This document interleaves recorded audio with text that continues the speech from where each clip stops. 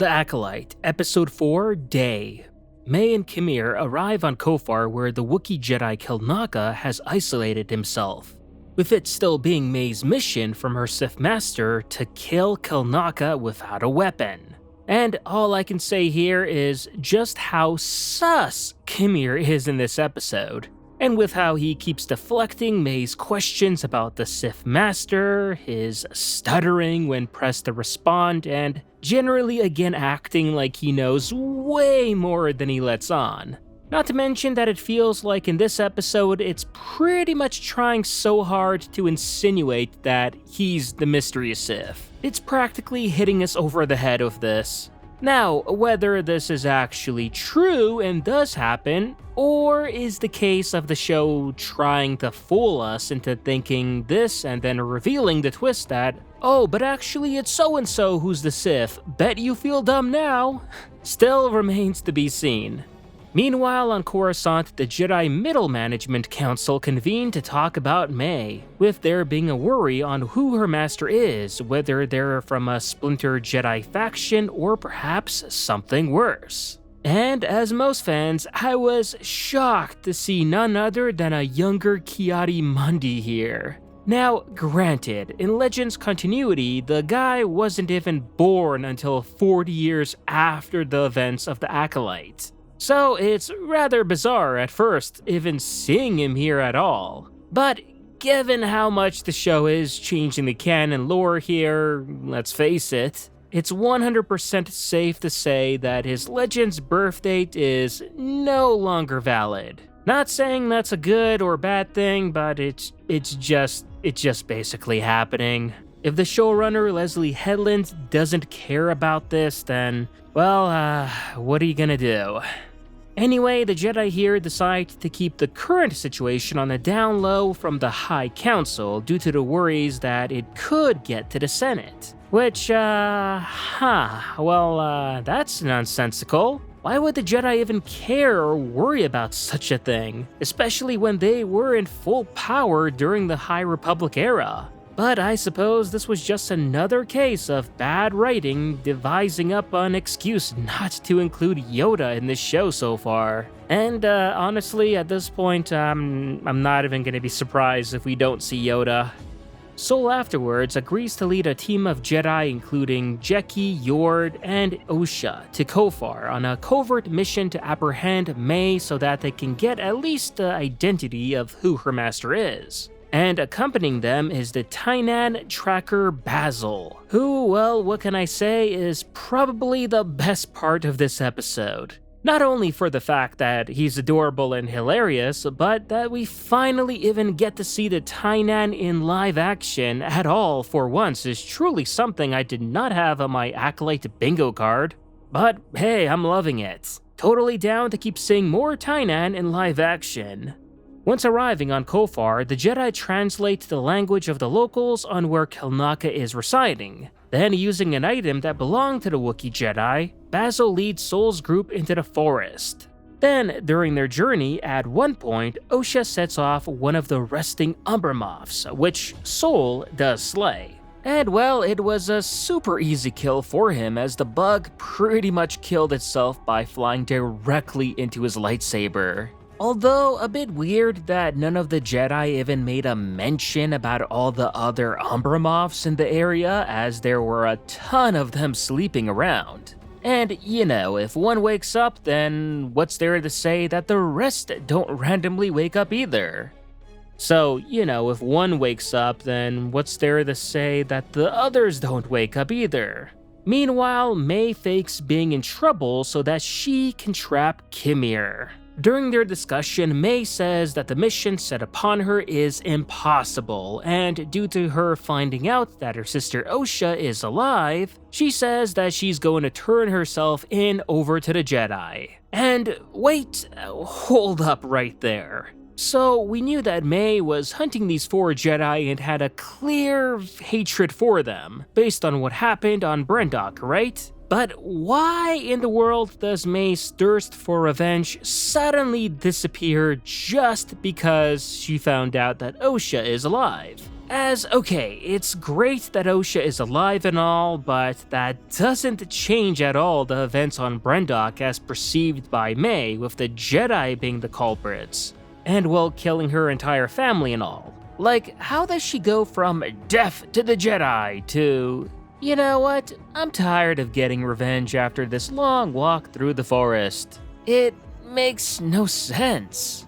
Besides, May also telling Kimir that she's quitting because of her loyalty belonging to Osha also makes zero sense. Since from what we saw, she hated Osha and wanted to kill her since they were kids, so what the heck changed now? Because she took a long hike in the forest? I don't know. Now on a different topic, I thought it would have been funny that when Kimir was being hung up on May's trap, she would have at least taken a quick look at his bag and find, a black cloak, a helmet, and a red lightsaber. Because, yeah, that definitely looks like a big enough bag to be carrying that. Just saying. Then later, upon arriving at Kilnaka's home, May finds that someone had already killed Kilnaka before she got there. Someone with a lightsaber. Kinda seems like a red lightsaber? Another murder mystery which is going to last for not even 5 minutes. Although I will say I was disappointed in the fact that Kilnaka got killed off so quickly and off screen too. Like, we don't even get to see him fight with a lightsaber, which was pretty much the main selling point of a Wookiee Jedi on this show and all. Not to mention it makes no sense how he died. Like, was he taking a nap in his chair and got slashed up in his sleep? Unless he willingly accepted getting killed and put up no fight like Torben, so who knows? Soul's team of Jedi then arrives shortly after May's discovery, and the group demands that whoever is in Kilnaka's home surrender immediately. But just then, the mystery Sith appears floating behind Osha. And when Saul's group does see the Sith, Saul demands that they surrender as Osha is sent flying from a force push. As Saul's group starts to attack, which, might I add, I got goosebumps at this moment. Just seeing a whole line of High Republic Jedi ignite their sabers to prepare for battle, visually it just looks really good. But as soon as the Sith uses a massive force push on the Jedi, the episode once again ends off at a very unnatural cutoff point. So not only was it another short episode, but these editors straight up don't know what they're doing with these cutoff points. They're just so awkward. Anyway, on the bright side, at least this gives us a nice heads up that in the next episode we'll finally see the Sith in action, which is pretty much about the only thing I'm really interested in this show at this point.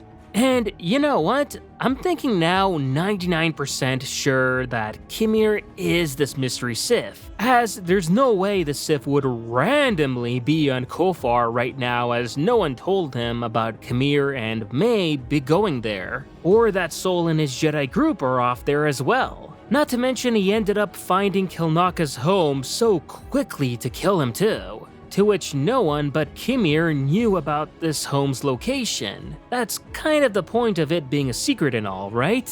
That, and based on the height differences when comparing Kimir and May side to side to one another and the Sith and Osha, well, they're rather pretty much the same. I'd honestly be shocked if Kimir didn't turn out to be the Sith now.